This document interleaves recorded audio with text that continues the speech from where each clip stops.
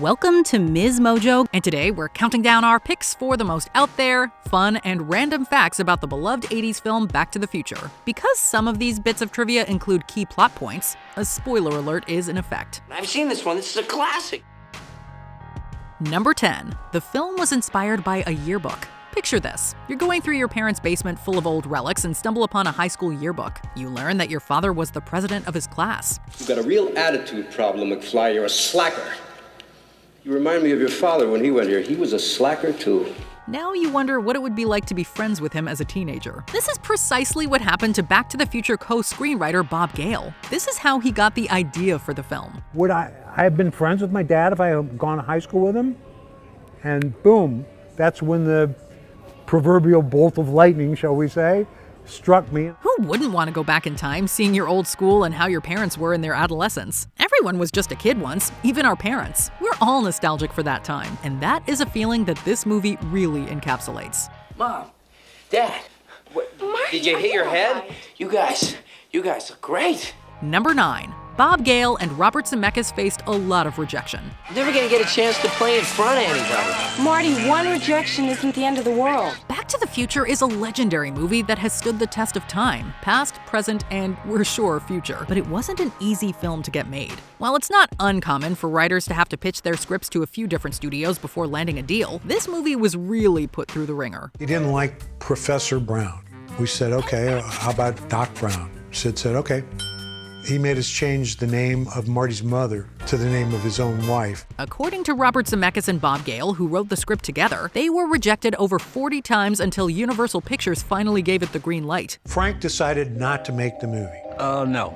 We didn't know why. We're pretty sure those other studios are having some major regrets. If only you could go back and change the past, right? We all make mistakes in life, children. Number 8. The DeLorean wasn't the original time machine. The DeLorean was the perfect choice for the time machine in Back to the Future. Are you telling me that you built a time machine out of a DeLorean? Like Doc Brown said, if you're gonna build a car into a time machine, why not do it with some style? Yet the original plan was to have a refrigerator. What was it? It was a chamber built from an old refrigerator. And Doc Brown had to haul it around on the back of a pickup truck. Clearly, that's nowhere near as theatrical as the DeLorean. And thanks to this film, generations of viewers are now obsessed with this niche car. John DeLorean even wrote letters to thank the film's writers because he was so thrilled that his car was featured so prominently. I mean, look, the car is the coolest looking car that was available. It still is. It still is. Yeah. The gull-wing doors is just perfect. We're not so sure Frigidaire would have expressed such gratitude, but we'll never know. Number 7. There was a chimp in the script. The original time machine wasn't the only thing that needed tweaking. We all know and love Doc's dog Einstein, and we cannot imagine any other animal as the world's first time traveler. Have a good trip, Einstein. Watch ahead. However, Doc's animal sidekick was supposed to be a chimp named Shemp in the original script. The reason he was cut was because the president of Universal Studios at the time didn't believe the film would make any money with a chimpanzee in it. Movies with chimps in them don't make any money. Or so says Sid Sheinberg, Frank's appointed overseer of the project. We're not sure his logic is sound, but we think this change was a good one. Einstein, you little devil! Can you imagine Doc sending a chimp into the future in a fridge? That's a totally different movie. Number 6. Thomas F. Wilson has answers. Hello? Hello? Anybody home? Think, McFly. Think. Biff Tannen is the antagonist we love to hate. Thomas F. Wilson played him flawlessly in all 3 installments of this film series. This role is his most iconic to date. You and me, Lorraine! Watch it, Bud! It's meant to be! I'm gonna marry you someday, Lorraine! Someday you'll be my wife! Apparently, when people approach him about it, he is ready. Let's get over the Back to the Future stuff right off the bat.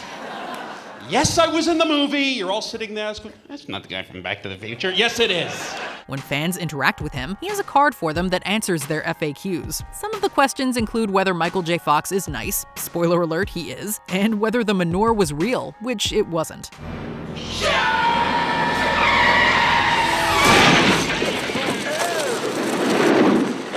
He even has a song version where he answers various questions. What's Michael J. Fox like? He's nice. What's Christopher Lloyd like? Kinda quiet. What's Crispin Glover like? Unusual. Stop asking me the question. We think this whole concept is both genius and hilarious. Number 5. Michael J. Fox didn't sing. Michael J. Fox shines in this role. His comedic timing is impeccable, and his physical comedy steals the scenes. My name is Lorraine. Lorraine Bates? Yeah. There's just one thing that he did in the film that we really can't give him any credit for. During the Johnny B. Good scene at the Enchantment Under the Sea dance, Fox as Marty really is playing the guitar, but his singing is not his own. Way down in Louisiana, down in New Orleans, way back up in the woods among the evergreens, there stood a log cabin made of earth and wood, where lived a country boy named Johnny B. Good. Instead, Mark Campbell from the band Jack Mack and the Heart Attack is the voice behind this tune. They could have fooled us, and even though he wasn't credited, we're giving him credit here since we think it's very due. Here's the thing, know this coming in, you can't ever tell anybody you're it. There's no screen credit. Number 4. The cast almost included Melora Hardin. Back to the Future is infamous for having initially cast Eric Stoltz as Marty McFly before switching him out for Michael J. Fox. Well, they often ask me about the chemistry. I just felt we had a chemistry from the instant we walked on the set. Well, shameless. Shameless. Yes, we just were so happy to see each other. That wasn't the only cast member who got the boot. After Gale and Zemeckis decided that Stoltz wasn't the right pick, they had to decide what to do with Melora Hardin, who was cast as Marty's girlfriend Jennifer. I was 17 at the time, too. So very, very painful. There's no doubt it was very painful. But I think I'd already had painful things happen, so I knew how to get through things. Hardin is taller than Michael J. Fox, which ultimately led to her being replaced by Claudia Wells. It was apparently the two female executives at the time that thought that it was emasculating for their lead character, male, to be in scenes with a woman that was taller than him. We don't think we could have watched Jan Levinson the same way had she appeared in this film. Number 3. Michael J. Fox's filming schedule was crazy. Speaking of replacing Eric Stoltz, that decision led to a lot of chaos in Fox's schedule. While working on the film, he had to keep his commitment to Family Ties, which he starred in as Alex P. Keaton from 1982 to 1989. Well, Dad, I was thinking, term papers and exams come and go, but the family unit is the one true constant in life. So, he worked on Family Ties from 10 a.m. until 6 p.m. Then he'd work on Back to the Future until 2:30 in the morning. This grueling schedule lasted for 2 months, and we're not sure how he pulled it off. All it takes is a little self-confidence. If you put your mind to it, you can accomplish anything. When you watch the TV series or the film, there is no indication of any sleep deprivation. That is a nod to Fox's incredible acting ability and dedication to his craft. I gotta go. Thanks very much. It was wonderful. You were all great. See you all later. Much later. Number 2. There was supposed to be a nuclear explosion scene. The most memorable and iconic moment of this movie is inarguably the scene in which Marty is sent back to the future. In about 30 years, I hope so. We still hold our breath when Marty can't get the car started and Doc is hanging from the top of the clock tower. Can you believe that the clock tower wasn't originally going to be part of the film? Save the clock tower! Save the clock tower! Mayor Wilson is sponsoring an initiative to replace that clock.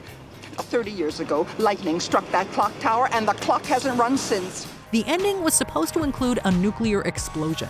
Marty was supposed to drive through a test site as a way to obtain the nuclear fuel he needed to get back to the future, but this whole sequence was too pricey. Thus, the lightning hitting the clock tower idea was born.